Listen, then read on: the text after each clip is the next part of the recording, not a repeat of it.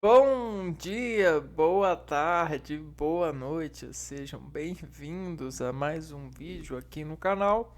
Eu me chamo Abner e hoje é vídeo de filosofia, né?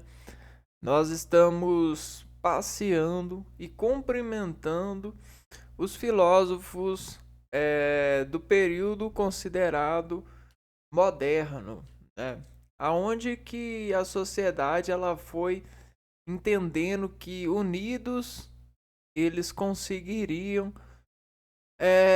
desenvolver planos de facilitações, né? Uma vez que havia-se um entendimento dos processos e das pessoas que desenvolveriam formação para esses processos, né? Então, uma pessoa ela teria uma especialização ao longo de sua vida, porque essa pessoa ela é especial, ela é uma peça para essas fazendas, essas academias, esses sistemas modernos de desenvolver relação de extração com a natureza. Dessa extração e dessa revolução, a gente conseguiu fortemente edificar aquilo que a gente tem orgulho, né? Que são os processamentos muito rápidos dentro de lógicas, a comunicação até mesmo com uma criança, né? Fazer uma criança ficar pronta bem mais rápido do que o seria há tempos atrás. Fazer construções que demoravam anos em meses, né? Por quê? Porque a gente já tem formas de fazer, a gente já tem receitas e a gente já tem as peças prontas, formadas. E desses formatos e dessas peças, a gente tem as pessoas que se pesquisam, que se interacionam com elas, que se relacionam com elas há mais anos do que a nossa crença permite. Porque há pronúncias de que há sentimentos, há indícios de que as pessoas que nascem de determinados casais que possuem pessoas formadas, né, que trabalharam e se formaram em, em um serviço, logicamente os filhos delas vão ter mais. Isso não é isso não é uma verdade absoluta, mas nós tendenciamos a acreditar que pessoas que nascem na família de profissionais X terão mais facilidade de se formarem em profissão X. Não é uma máxima absoluta, porém existe essa edificação hierárquica que pulsa a partir dos estabelecimentos lógicos que funcionam em um ser que busca essa coragem de pensar, né?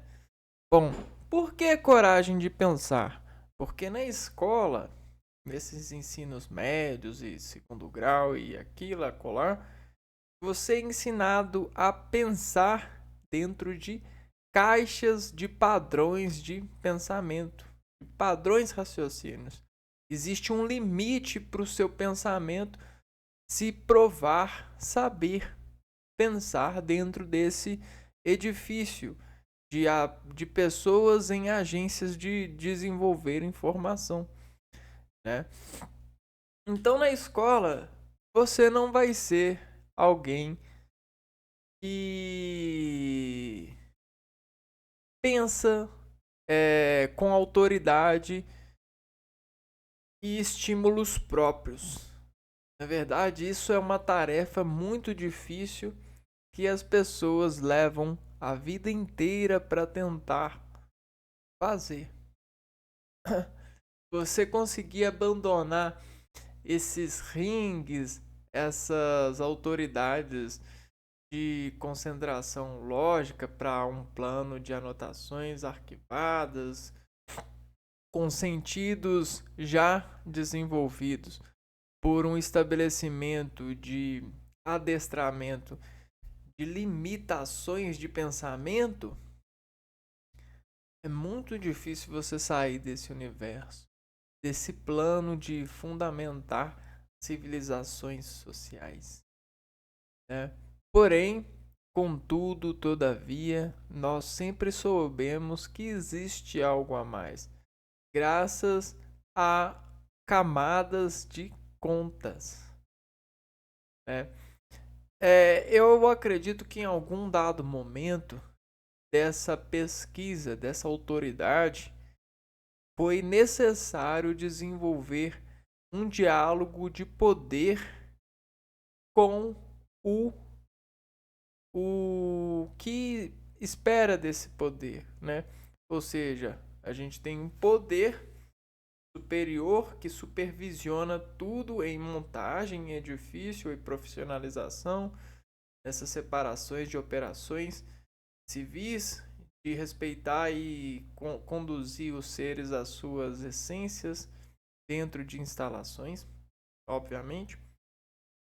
Houve um momento que precisou da pessoa tendenciar crer que existe um poder para revelar alguma reação. Laboriosamente as pessoas começaram a separar as pessoas em reações de crer num poder maior e as pessoas que aspiram reações de não crer. Porém, contudo, todavia, existe até mesmo para esses indiciadores a comunhão, o equilíbrio desse fator de desvio de padrão por impulso de ação comum ou desviada do comum. E isso tudo, vejam só, é edifício e elaboramento desses personagens que nós paramos para cumprimentar, os filósofos, né? Em um dado momento da história, lá na Grécia Antiga, a atividade de pensar em uma melhoria, de colher, de comunicar, de gastar menos energia para fazer suas ações diárias, fez com que os seres olhassem mais para os outros seres e cada vez com mais atenção. Isso virou um esporte. Atenção ao cidadão, sinalização, percursos sinalizados, percursos seguros e assegurados, serviços e mais serviços que garantem nos fazer bem, porque ser parte da oferta desse serviço nos faz nos preencher de validade nessa vida, não é mesmo? Nos faz falar assim, nossa, ainda bem que eu nasci, né? Eu faço tantas pessoas melhores porque eu faço parte desse processo da vida. Eu sei que um dia essas pessoas vão me agradecer por isso. Entende? Então tá aqui o nosso agradecimento. Muito obrigado. Principalmente, muito obrigado, filósofos, que desenvolveram essa coragem e ao mesmo tempo esse medo de nos prender em seus braços, entre aspas, né? Que são os braços que controlam, mas em os seus sistemas de instalação de lógica, de percurso, de possibilidade de saber interagir por sabedoria. Na verdade, tudo se resume a uma palavra: capitalização, né? Então, eu sei que muitas pessoas elas gozam de terem as coisas coadas, né? E aí elas viram falar: isso aí não é Isso aí que ele está falando não é capitalização? Isso aí não é, trocas de mercadorias?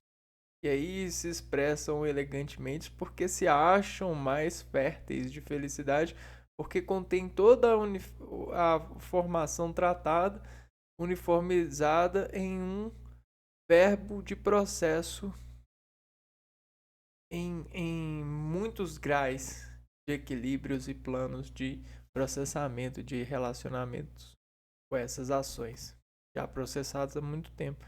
Mas de certa forma isso não é saber. Isso aí é usar de saber, né? Isso aí é um tira-gosto, digamos assim. Não é o preparo.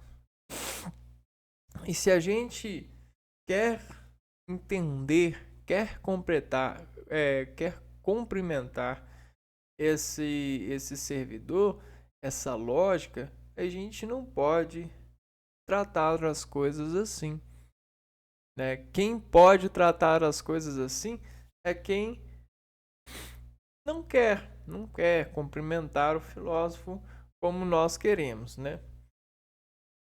E aí ele cumprimenta as bênçãos que o filósofo deu com o passar dessas inseminações de olhares, né, de pensamentos, iniciativas de reflexões dos seres que são e expressam aquilo que nós expressaríamos se estivéssemos no lugar deles, nas mesmas condições, ok? E hoje a gente vai falar de um camarada que o próprio nome dele tem um certo tom, um certo toque desse edifício filosófico de montar dessas relações de observações dos seres aquilo que ensinaria a organização dessas imagens em processamento. Né? Vamos entender isso. Tá?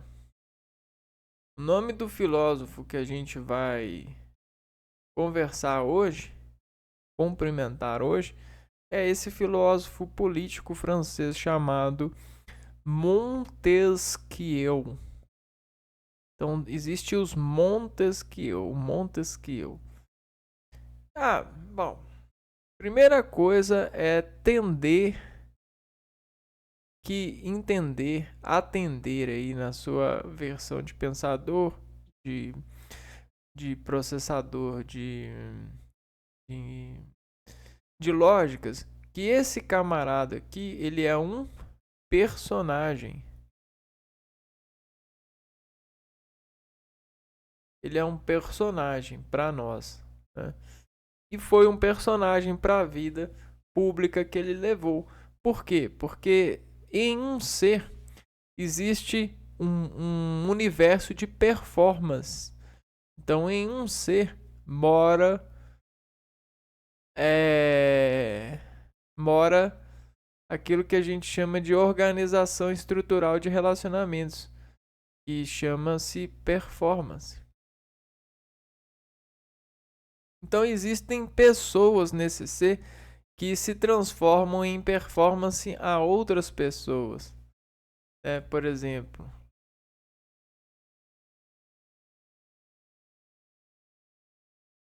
existem essas pessoas que se transportam.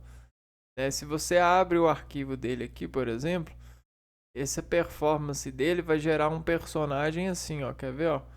Vai ser ele, só que vai ser ele, vírgula, alguma coisa. Se a gente pegar esse outro personagem aqui, ó, que vive em uma outra área da sua posição de formação, de fabricamento, a gente vai ter esse aqui, ó, né? E aí a gente tem vários personagens que se abrem nessa vida a partir da placa que lhe formou. ou seja, a residência, né? Então, sua residência sempre vai com você, olha só. Existe o eu, o seu eu, que vai no banheiro e se performa assim. Existe o seu eu que vai para o seu quarto e se performa-se sim. A gente chama isso de algoritmos de ser. Identidade mais ou vírgula, né, ou ponto, ações. Por quê? Nós descarregamos desse um ser que somos. E essas descargas fazem a nossa cara cair e a nossa cara virar um zero, vírgula, o decaimento. Até que a gente retorne essa cara caída pro lugar, né? E a gente recompõe a cara, né? Então, existe o montes e os desmontes que o eu faz. Nossa, excelente, né? Então a gente tem o eu aqui e o eu que faz concentração, que se desmonta. Tá vendo? Que se desmonta. E desse desmonte a gente tem o 0, alguma coisa, né? Algoritmo. Algoritmo de atenção. Ou seja, de repercussão de atenção aos dados. Então isso aqui vai montando o ser que faz suas performances e gera o seu personagem sobre alguma alusão histórica. Uma coisa que eu trouxe aqui para demonstrar para vocês é o eco de atenção à identidade sobre um contraste de espaço, né?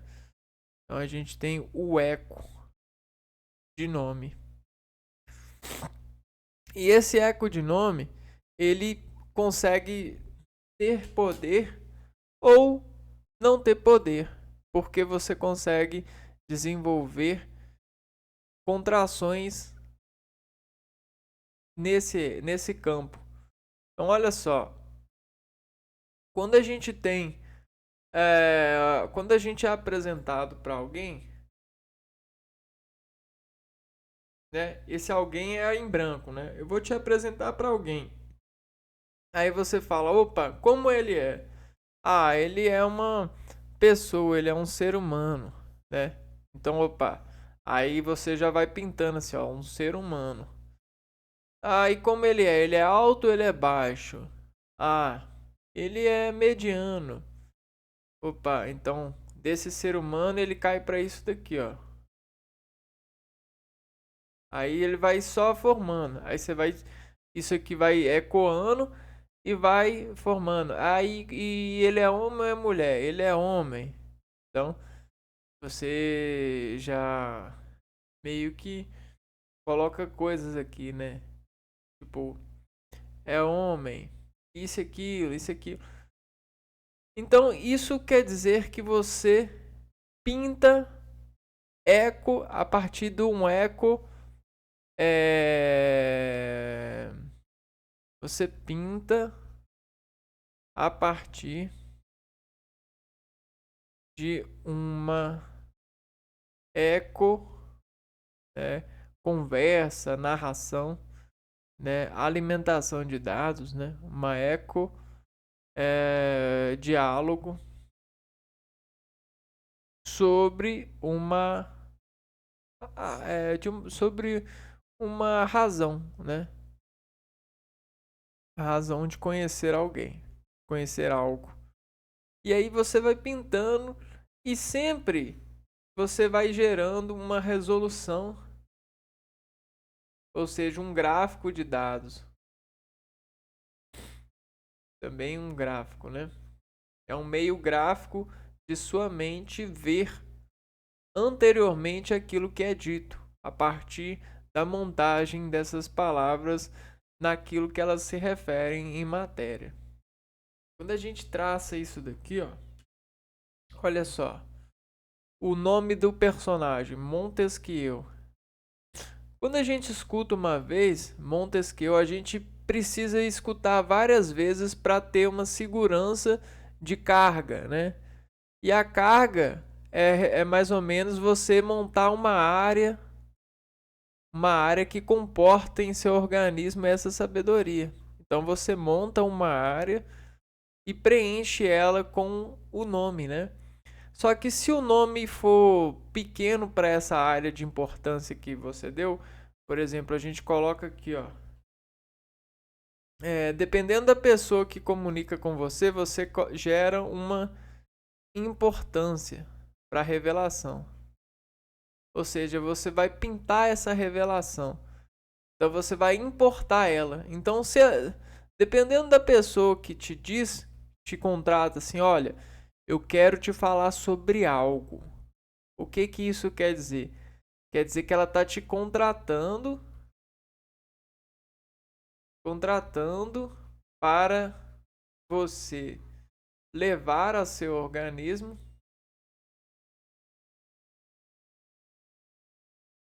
a importação ou a pintura dos dados que ela vai te dar.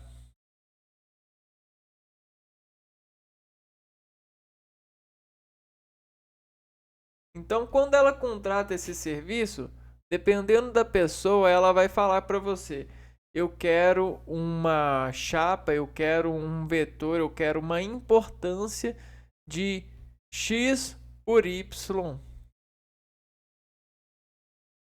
né? Aí você com a área x por y, opa, então beleza.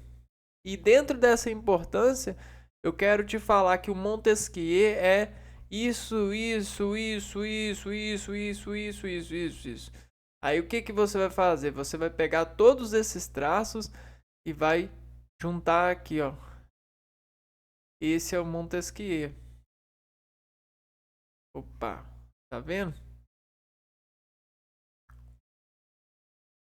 Então, quanto mais dados ela falar, mais você pode colocar coisas aqui, ó. Você pode colocar símbolos aqui, ó, que referenciam aquilo que ele é. E aí você vai carregando esse ambiente gramado pelo Montesquieu. Vamos escrever aqui, ó, ambiente gramado, ou seja, o de esportar, né, de praticar esporte gramado de Montesquieu.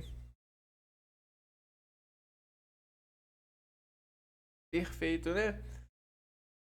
Lindo, olha só. Então isso aqui representa uma tela. Só que ela não é uma tela em branco. É uma tela em Montesquieu. O que que você vai fazer com ela, né? Você vai posicionar ela do tamanho que te pediram ou do tamanho que você for livre para montar no seu processo de aprendizado. Isso é sair da escola, né? É se libertar da escola. A escola ela te dá o tamanho A4.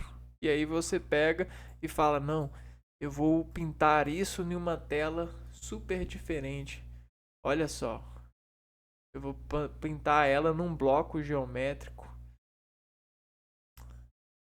E em cada bloco eu vou colocar aquilo que vai me facilitar e vai facilitar o meu público de visitar e passear e se divertir e se rimar desse personagem, como se ele fosse um filho de todos nós.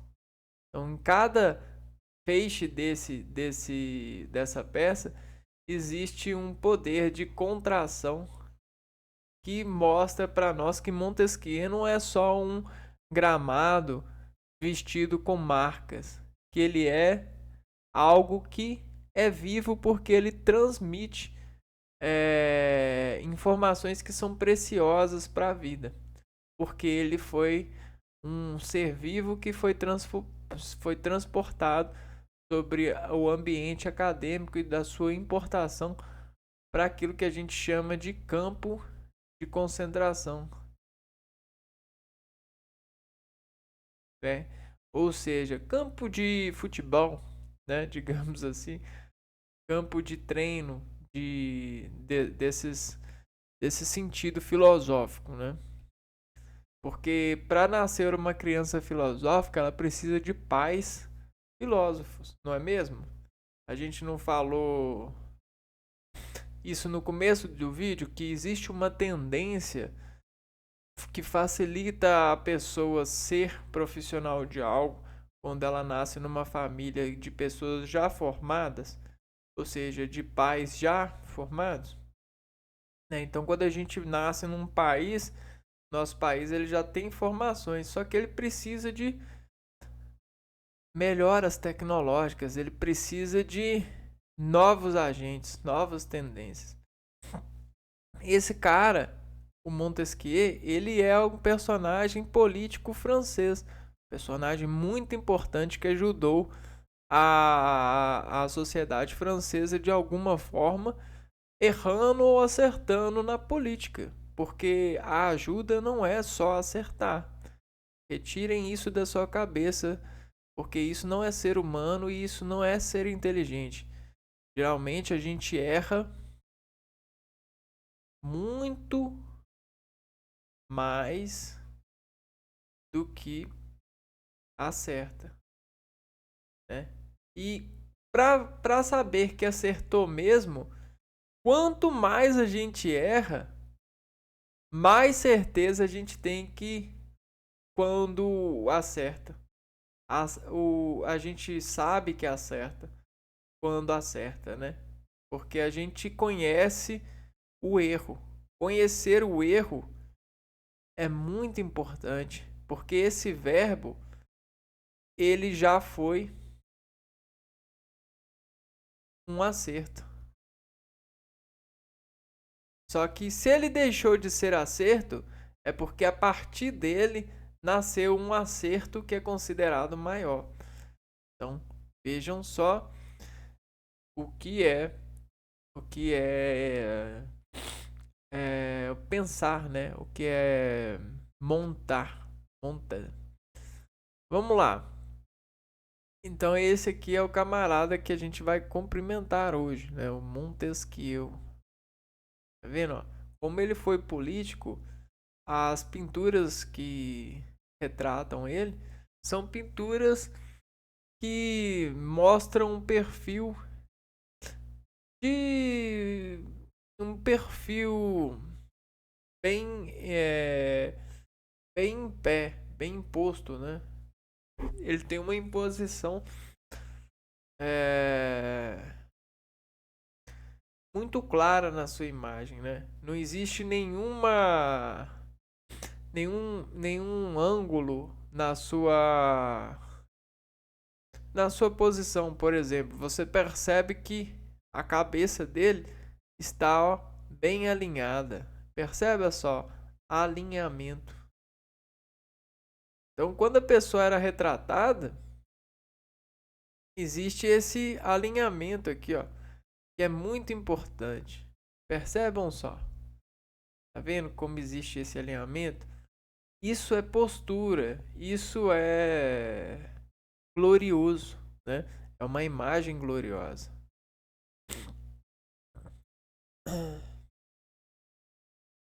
Então, Montesquieu é o filósofo e jurista francês do Iluminismo. Montesquieu foi um defensor da democracia e crítico do absolutismo e do catolicismo.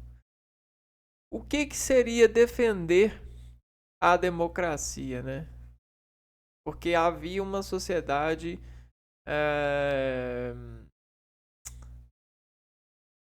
absolutista, né? Democracia. Nessa época, a democracia não é isso que a paisagem sobre essa palavra nos faz ver hoje, né? Aquela liberdade. Democracia não é liberdade. a gente concebe nessa palavra a liberdade, porque a gente a gente amplia, a gente hiperboliza a palavra absolutismo pelo perfume de história que ela lança, né? Ou seja, sobre um rei absoluto que tudo estava a encargo do rei. Pessoal, até mesmo um rei, ele consulta sua descendência para poder reinar. Reinar, existe essa estrutura, né? Então o rei, ele não é sim absoluto como as pessoas é, as pessoas emocionam para poder narrar aquilo que é logicamente descrito em composição de narrativa para poder falar sobre o que definir o que é o absolutismo. Ó, se tem coisa que o herói da classe de história faz, é contar de forma desorganizada a história. Porque ele conta para poder parecer que para fazer uma fantasia mesmo, para fazer algo, para fazer brincadeira, para poder fazer que a palavra tome poder no processamento dos jovens, né? Só que quando a gente cresce, a gente começa a entender o que é rei, né? O que a responsabilidade do rei toma a partir de perpetuar a sua aliança como esse personagem, né? Com esse sentido. E a gente sabe que o rei, ele não é rei sozinho. Na verdade, o rei é como se fosse um bebê grande que vai sendo embebedado, ao verbo embebedado, pelos dados do povo, embebedado pelo povo. E esse embebedamento do povo lhe faz obedecer aquilo que o povo pede, né? Porque ele depende do povo para beber. Você entende? Então é mais ou menos isso que é um rei. O rei. Então esse absoluto do rei, esse poder absoluto, de certa forma é porque ele é obrigado a se preocupar com o seu povo, porque ele bebe seu povo. É mais ou menos isso. Só que quando o filósofo defende a democracia, ele tenta convencer o rei, ou seja, o povo que embebeda o rei, de que a figura do rei ela pode ser continuada, porém de uma forma mais contextualizada. Ou seja, esse rei ele pode ser dividido em 3 poderes, né? O judiciário, poder legislativo, poder executivo. E aí ele vai montando para nós aquilo que é esse processo, né? Por que a gente precisa disso, né? Por que nós precisamos desse bebês aqui, ó dessa montagem e não de um rei, né? De um bebê grande, mas sim de um bebê de todas as formas, né? Então, em vez de um bebê grande, a gente vai ter um bebê de todos os tamanhos. Isso que é democracia. De todos os tamanhos. E como que a gente vai fazer isso? A gente vai montar. A gente vai fazer as montagens dos eleitos. eleitos a esses cargos de bebê do tamanho X, ok? Ou seja, cada área, cada área vai montar o seu bebê, bebê do tamanho que a área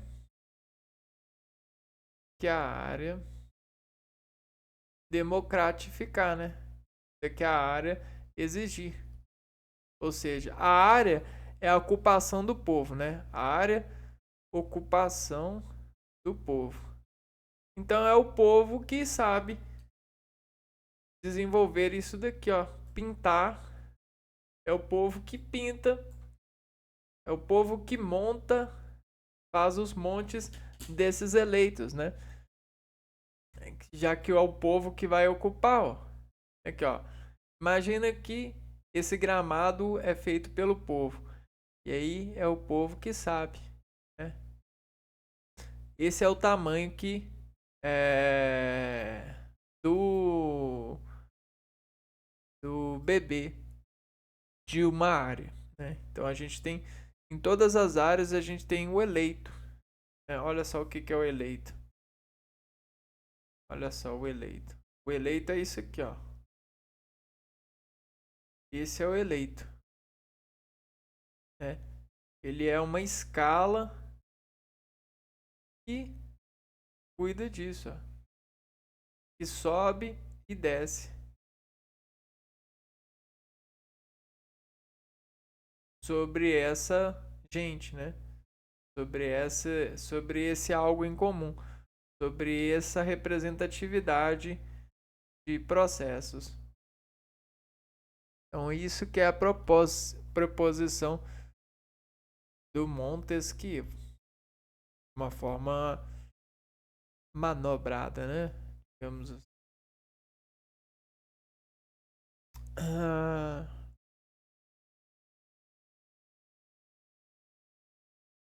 Sua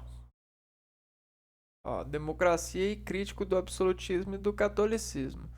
Sua maior contribuição teórica foi a separação dos poderes estatais em três poderes: poder executivo, poder legislativo e poder judiciário. Essa teoria foi formulada em sua obra O Espírito das Leis. Então olha a obra do cara. O Espírito das Leis. Como que a gente vai conhecer o Espírito das Leis? O Espírito não é um gás? E a gente consegue conhecer o gás quando a gente prende o gás em uma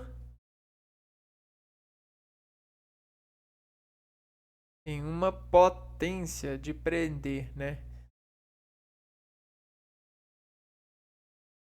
Então, olha só. A gente tem, ó, aqui, ó. A gente tem o gás preso. O gás, ele representa o espírito. E as leis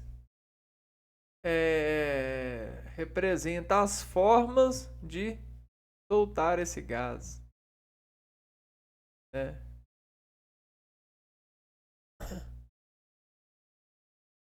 Isso é democracia inteligente, né? Segundo ele, essa caracterização protegeria as liberdades individuais.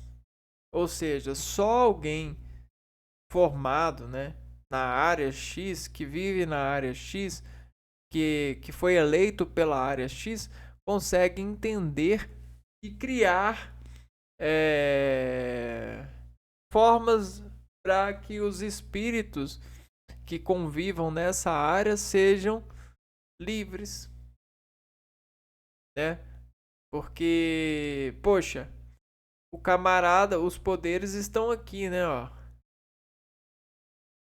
Executivo, legislativo e judiciário. Eles conseguem entender, eles conseguem orar por essa área, desenvolver a oração por essa área. Agora outro não, né? E aí ele tem mais capacidade de desenvolver, porque esses três poderes eles conseguem expandir e legislar com uma melhor qualidade, né? Com melhor análise. Ao mesmo tempo que evitaria abusos dos governantes, né? Bom, então vamos lá. Vamos cumprimentar o Montesquieu.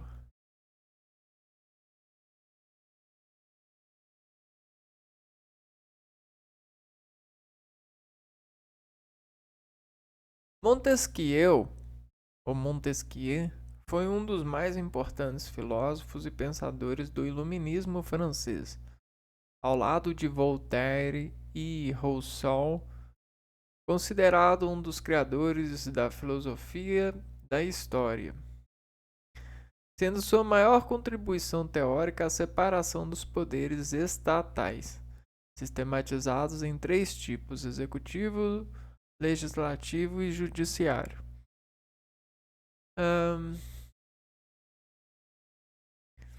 Então ele é um pensador do iluminismo.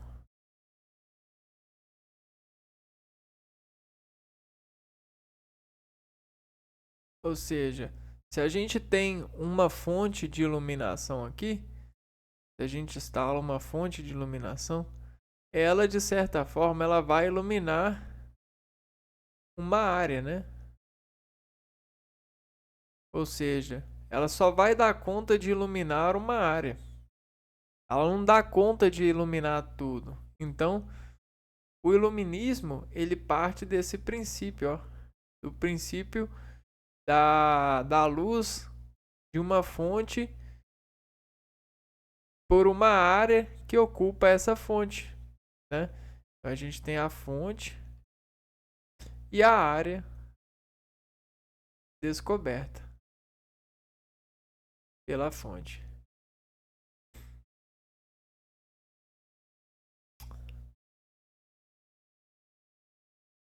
Filho de Marie-Françoise e Pesnel, de origem inglesa. Não, peraí. Mary Françoise de Pesnel, de origem inglesa, e Jacques Secondet, de descendência francesa. Jacques Secondet. Charles Louis de Secondet nasceu em Bordeaux, França, no dia 18 de janeiro de 1689. 18 de janeiro de 1689.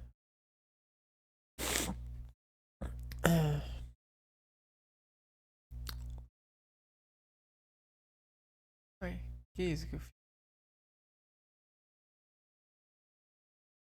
Aqui. Pertencente a uma família aristocrática, Charles ficou conhecido como Barão de Brett. Família aristocrática é uma família com vínculos ao poder, né? Aqui, ó. Uma família aristocrática.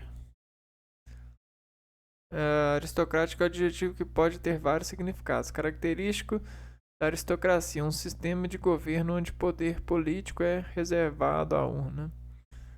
Aqui, ó, que expressa nobreza, elegância e refinamento. Então é um camarada de uma família aristocrática, ou seja, ele já tinha. Isso aqui diz muito, viu? Família aristocrática.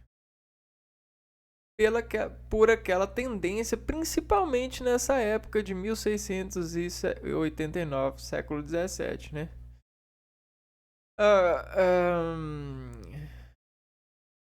Essa família aristocrática já colocava esse personagem, Montesquieu, em uma montagem, em uma forma com, de certa forma, isso aqui é como se fosse um livro, né?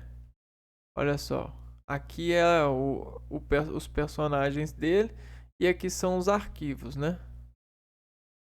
Aqui, ó, as páginas, né? Então já colocava ele em uma posição de saber, por ter uma guarda familiar que já tinha uma característica de praticar essa sabedoria, uma vez que geria, né, gestava, né, ou seja, é, trabalhava com dinheiro, né, tinha essa preocupação, essa quem tem dinheiro, pessoal. Quem tem dinheiro se preocupa mais do que quem não tem dinheiro, porque quem tem dinheiro faz várias ações para descobrir o que o dinheiro pode fazer por si e por sua família. Então, isso que o dinheiro faz com as pessoas. A aristocracia é sinônimo de dinheiro. Então, a família dele já tinha certas preocupações econômicas. Então, os pais deles já tinham estudado economia, por exemplo. Estudos de economia.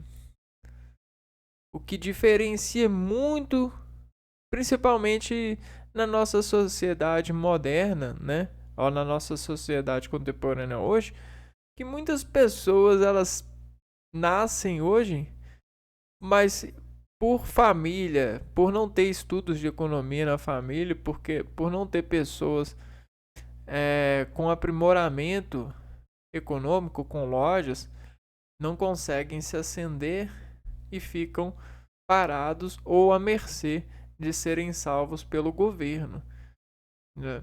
Num concurso, alguma coisa assim. Charles ficou conhecido como Barão de Brede, e principalmente por Montesquieu. Teve uma boa educação e com apenas 16 anos, então, com 16 anos apenas, ingressou na Universidade de Bordeaux no curso de Direito. Cara, se ingressar numa faculdade com 16 anos, cara, isso é um status muito grande, né? Na universidade, você ter com 16 anos, você ter condição de ser um valente, um ator que quer estudar, quer conhecer a sociedade, quer prestar contas de conhecimento, é algo fora do comum, principalmente nos anos atuais, onde as pessoas elas ficam presas em, em ambientes virtuais com vários motivos que são assim, não são muito é, nobres, né, digamos assim. Em 1714, com a morte do pai, tornou-se conselheiro do parlamento da cidade de Bordeaux sobre responsabilidade do seu tio. Então, em 1714, o Montesquieu se torna conselheiro. Olha a profissão, né? Veja o nome do parlamento da cidade.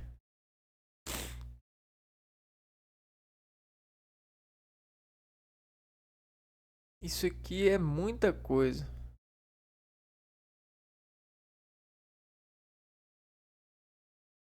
O que que um conselheiro faz? Um conselheiro, ele olha para as pessoas e tenta construir um elo de é, de, de união, né? De movimento, tá vendo? Como uma corrente. Ele tenta interpretar a corrente das pessoas e dessa interpretação, conhecê-las, né? Conhecê-las e aconselhar o parlamento sobre esses conhecimentos arrecadados.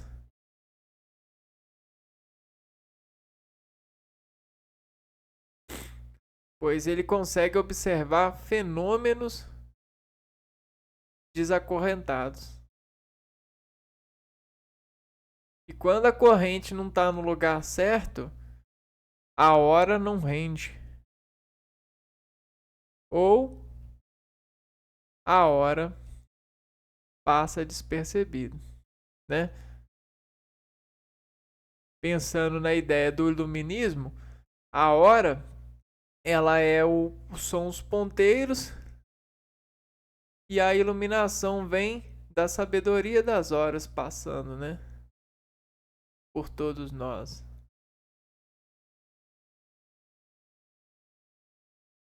Não é à toa que cada país tem uma hora diferente, né? Por conta dessas questões do Sol. Então, isso aqui são os feixes de luz, né? Hora, segundo, minuto. Então, isso aqui é orar por nós. É saber fazer essa corrente aqui, ó. Tá vendo? E transformar isso em um olho maior, né? Ok? Deu para ficar claro? Correntes dando um olho maior. É como se fosse esse olhar maior aqui. A união desses dois movimentos. Conselheiro, um conselheiro que se forma e é prestigiado pelo conselho que dá certo, cresce em conselho e monta formulações de conselhos e de revelações. E aí a gente tem muita coisa nascendo, né? O Barão de Montesquieu. Então, o seu tio era o Barão de Montesquieu. Entretanto, com a morte do seu tio, herdou uma boa herança, sendo nomeado Barão de Montesquieu. Então, a morte do seu tio o levou a título da ocupação que seu tio tinha. Barão é algo também, né? Nesse sentido aristocrata. Barão, título imediatamente homem poderoso, notável pelo valor, pela posição ou pela riqueza. Isso que é um barão.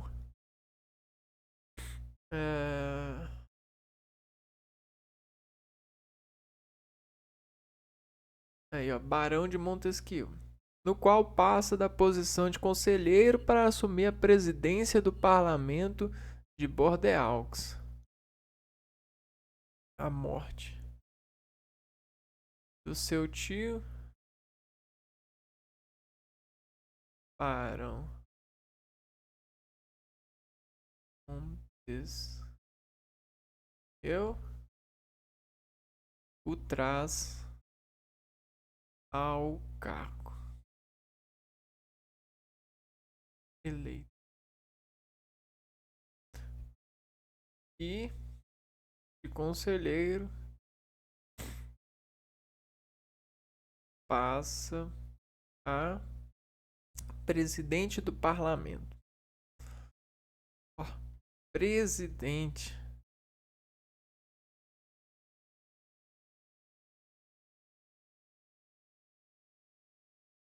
Bordeaux.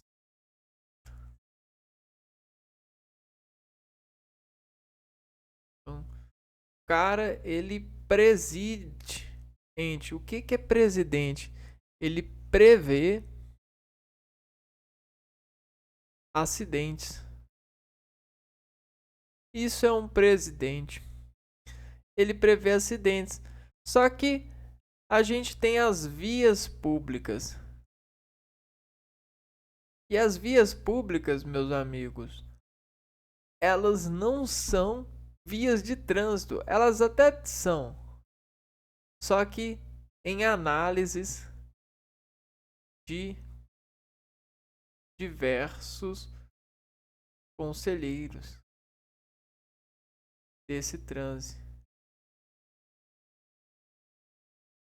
Então, esse prefeito que prevê acidentes e instala dentro dessa de previsão de acidentes, ele instala câmeras, ele instala sinais, e isso e aquilo, e pessoas pedindo dinheiro, e isso e aquilo outro, e lojas, pedintes, isso e aquilo, né? Para quê? Para prever acidentes, bancos. Ah, e aí a gente tem todas essas vias, né? Por quê? Porque o relógio, né? O iluminismo desse relógio aqui, o iluminismo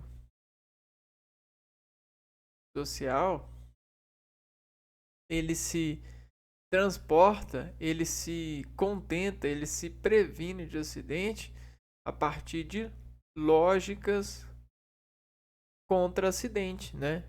Lógicas contra acidente, né? Se logicamente uma coisa está para acidente, eu tenho que combater isso com lógicas. Eu preciso de dar um produto contra acidente, né? Eu preciso de inventar produtos contra acidentes, né? Então eu preciso de pesquisar os acidentes. Por exemplo, eu posso dar o produto do sorvete. Sorvete é um produto contra acidentes, contra crianças tristes, contra namoros quase terminando, né? Cinemas também, lojas de carro também, lojas de vender carro, né? Então a gente tem várias lojas que previnem acidentes. É,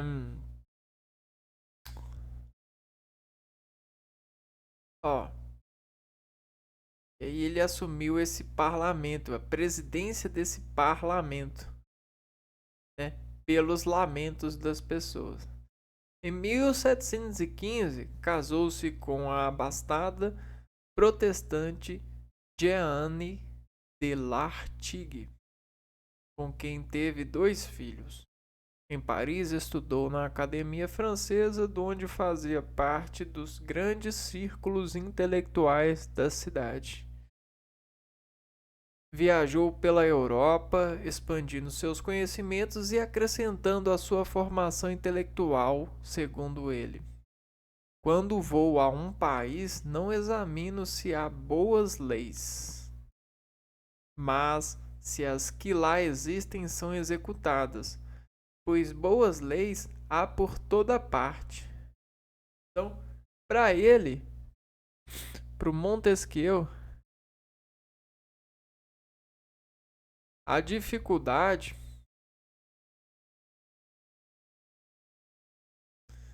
é na execução das leis.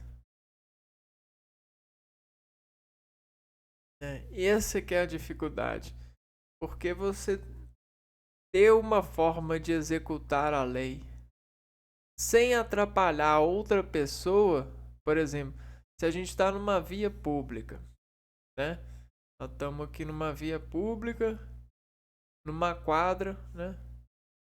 E aí existem muitas pessoas passando, ó. Muitas pessoas, carros, né? Veículos, né? Isso aqui, sinais, isso aquilo. E aí você executar uma lei fica sendo desafiador. Não é à toa que hoje em dia a gente tem tecnologia, a gente tem pessoas que conseguem aplicar multas, aplicar várias execuções daquilo que a gente chama e formaliza como lei, porque isso é garantir o respeito ao pai e à mãe.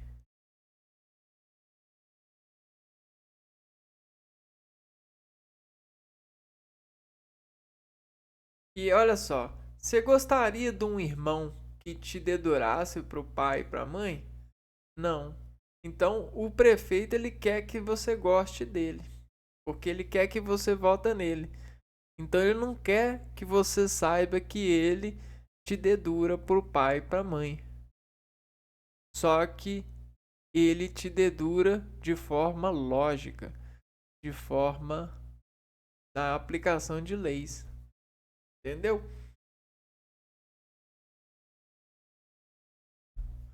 Em Londres iniciou-se a maçonaria, né? Então, olha só, miacionaria, né? Miacionaria, né? Acionaria em 1729. Foi membro da Royal Society. Royal Society. Por fim, aos 66 anos, faleceu em Paris, dia 10 de fevereiro de 1755, vítima de uma febre. Quem vê assim, parece que foi uma vida bem carregada de acontecimentos, né? Tudo bem, não tem problema ver. Mas a sociedade dele que ele viveu e o título, a nobreza, tudo isso aí permitiu que ele conseguisse várias coisas, né? Hoje em dia, se o Montesquieu nascesse hoje em dia, ele seria um, um classe média, universitário, ou até mesmo seria alguém que não fez faculdade e que está trabalhando em um comércio público porque engravidou uma menina ou namorou ou tá namorando ou não conseguiu lidar com a sociedade do jeito que ela é, né? Se fosse o Montesquieu hoje em dia, ele certamente não seria isso que ele pôde ser naquela época, né? Porque hoje em dia até mesmo as pessoas que são da aristocracia, elas elas estão trabalhando com outros ideais, né? Com outras motivações de conquistas, né? Com outras máquinas de resolução ou edição das fotografias que vão revelar aos pais e às mães os filhos que elas têm e se esses filhos precisam ou não de uma edição logística, né? Principais ideias.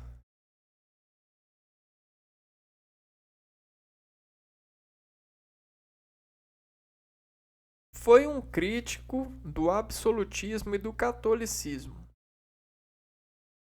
defensor da democracia, sendo sua obra mais destacada O Espírito das Leis, publicada em 1748, um tratado de teoria política, no qual aponta para a divisão dos três poderes: executivo, legislativo e judiciário. Então, é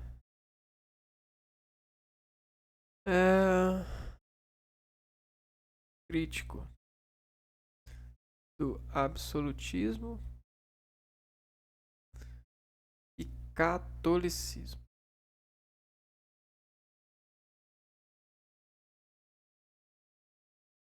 Defensor da democracia.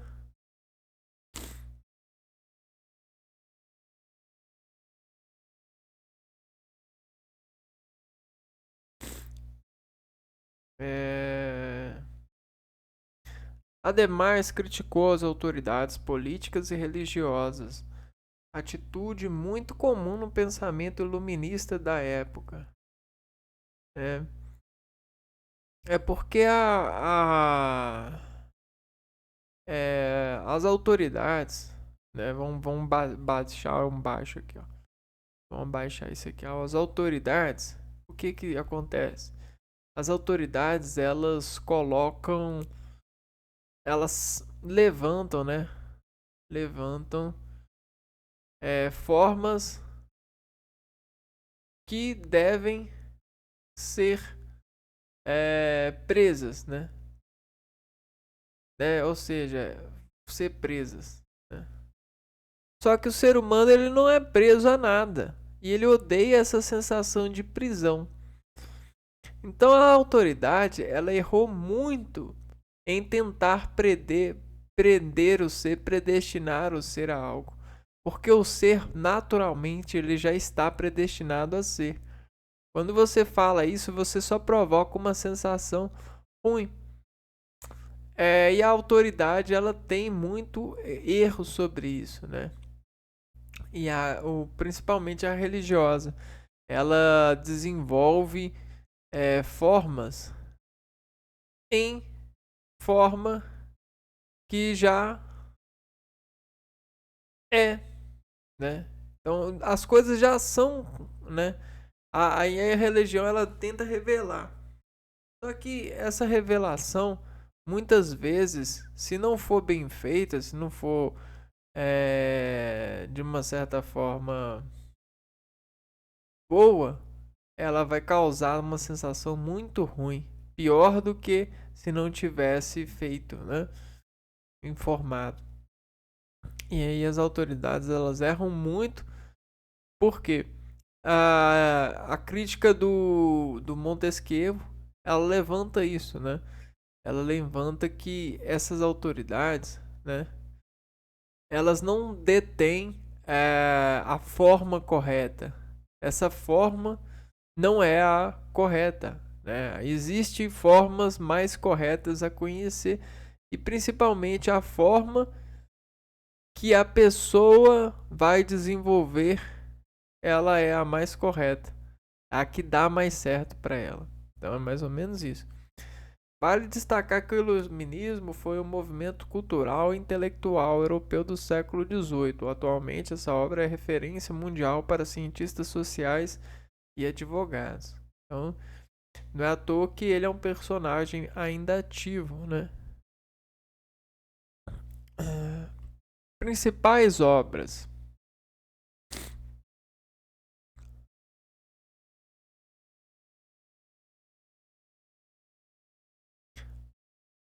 Proficiente leitor e escritor, divulgou suas ideias por meio de muitas obras, das quais se destacam a obra, o exercício de escrever, né, a escrita, ela acondiciona poder de reflexão. Você trabalhar com a escrita, você consegue fazer o exercício do prefeito, né? Você consegue viver um mundo ainda não vivido, de certa forma.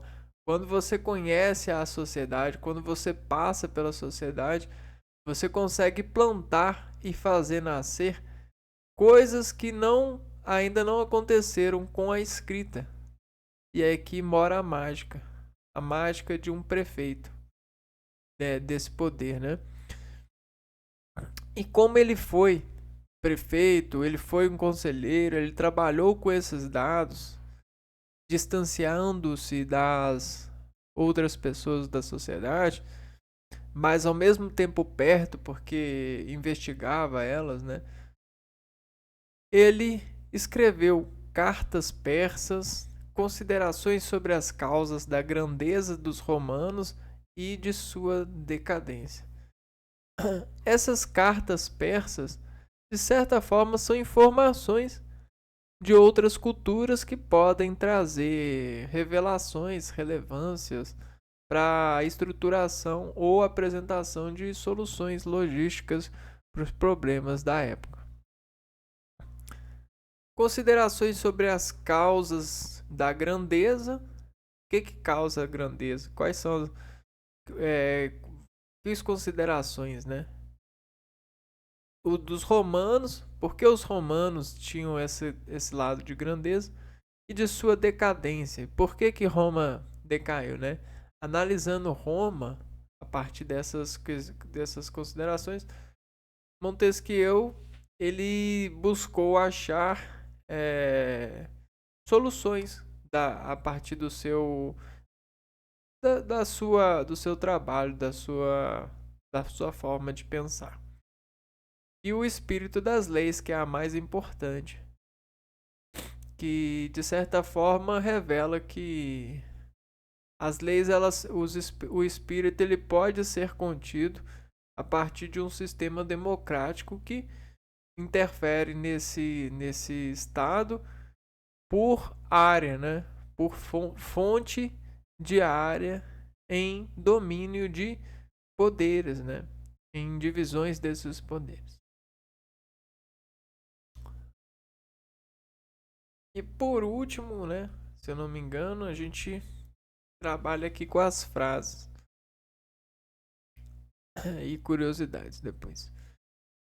O estudo foi para mim o remédio soberano contra os desgostos da vida, não havendo nenhum desgosto de que uma hora de leitura me não tenha consolado.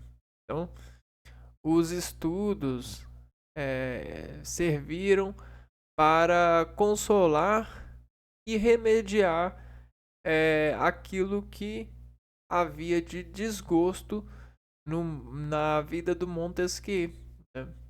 Na vida desse personagem. Quando ele via algo muito difícil ou alguém lhe retrucava, o que acontecia? Ele lia, ele estudava. As conquistas são fáceis de fazer, porque as fazemos com todas as nossas forças. Ou seja, tudo que a gente precisa e quer conquistar, as nossas forças as fazem ser pequeno. Nós sempre somos mais fortes do que aquilo que queremos conquistar. Ou nos tornamos, né, à medida da geração dessa vontade de conquista. São difíceis de conservar porque as defendemos só com uma parte das nossas forças. Então, quando a gente conquista, a gente utiliza todas as nossas forças. Mas depois de conquistado, a gente não utiliza mais todas as nossas forças. A gente perde força. A gente não conserva essa força depois que conquista algo. Por isso, são difíceis de manter as conquistas. Se quiséssemos ser apenas felizes, isso não seria difícil. Mas como queremos ficar mais felizes do que os outros, é difícil, porque achamos os outros mais felizes do que realmente são. Então a gente olha para a felicidade do outro e a gente acredita que eles são mais felizes do que eles realmente são, porque a gente sempre tenta pintar de uma forma né, grande, né, de uma forma artística. A gente dificilmente não gosta daquilo que a gente pinta, porque foi nós que pintamos, né?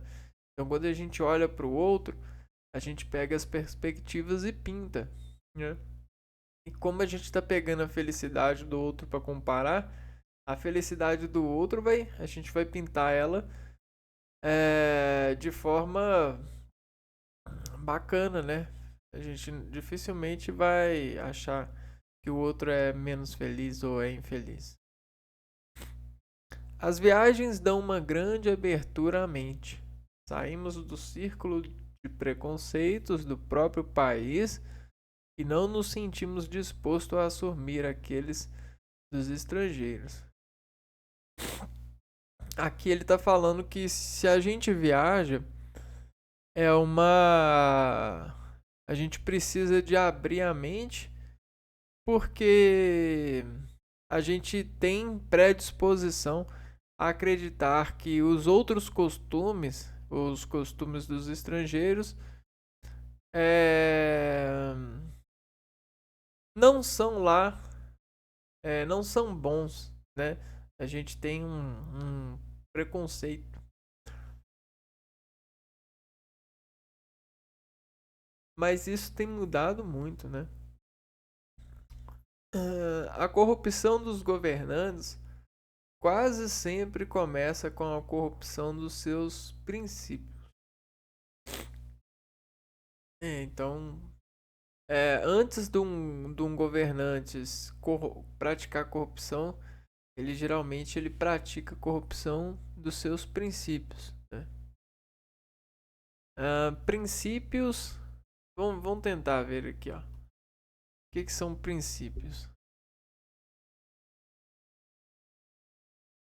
São normas, padrões de conduta ou preceitos que definem as regras de uma sociedade ou que orientam o pensamento e a conduta de uma pessoa ou instituição.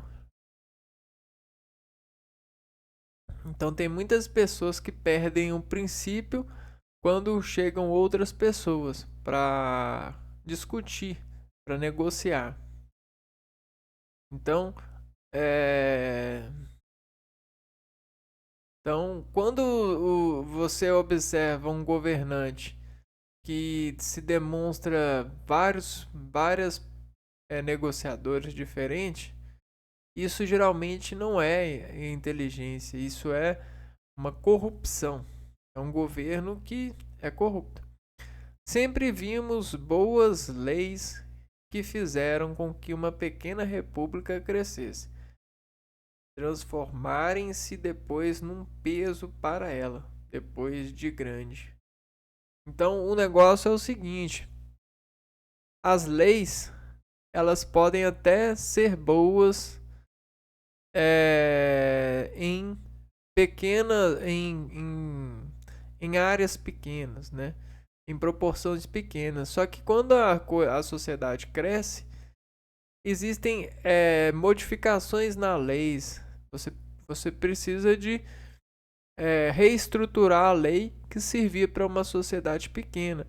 Porque senão é, a lei não dá conta de sustentar e você precisa de remodelar a lei ou criar mais leis. É preciso saber o valor do dinheiro. Os pródigos não o sabem e os avaros ainda menos. Pródigos e avaros. O que são isso? Pródigos são pessoas que gastam mais do que possuem ou necessitam, ou seja, que esbanjam seus bens. Isso são pródigos. E avaros? Não, não é isso. Apegado ao dinheiro, que guarda dinheiro ou não gasta o dinheiro que tem. Então, é isso aí. Ó.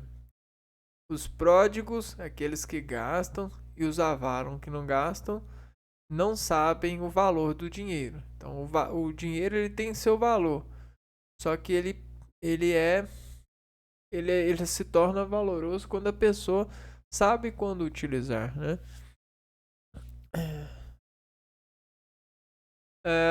Bom, feito aqui as frases, vamos para curiosidade. Montesquieu também contribuiu para a concepção da célebre enciclopédia. Então, olha só o que é uma enciclopédia. A gente tem um enciclo, né? Então a gente tem um ciclo de perguntas, né, encontradas em uma sociedade. Então, a gente pesquisa esse ciclo e monta fios de solução, fios de revelação. Dictionary Oisone des Sciences. Dictionaries raisonne des sciences, des arts et des métiers. Métiers et des métiers. Não sei como é que pronuncia. Juntamente com Denis Diderot. Esse outro filósofo, acredito eu. E o Jean Leronde d'Alembert.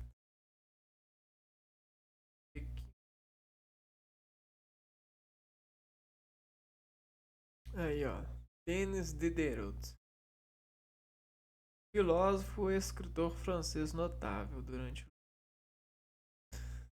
Então, esse camarada ajudou Montesquieu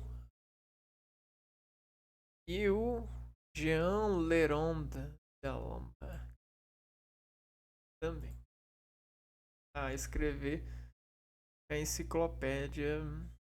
Filósofo e matemático francês. Esse escreveram esse aqui, ó.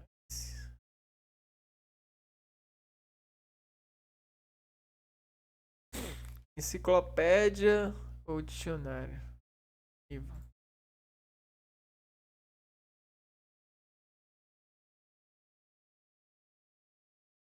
Ou seja, um computador, né? Ou seja, uma memória de dados organizados para melhorar a implementação do saber da sociedade, né? Isso, para mim, sem sombra de dúvida, é algo incrível e que quando eu era mais novo, vai uma curiosidade, eu ficava me perguntando como é possível as pessoas conseguirem fazer tal coisa, né? Que eu achava isso incrível. Eu achava incrível, eu achava muito poderoso, né?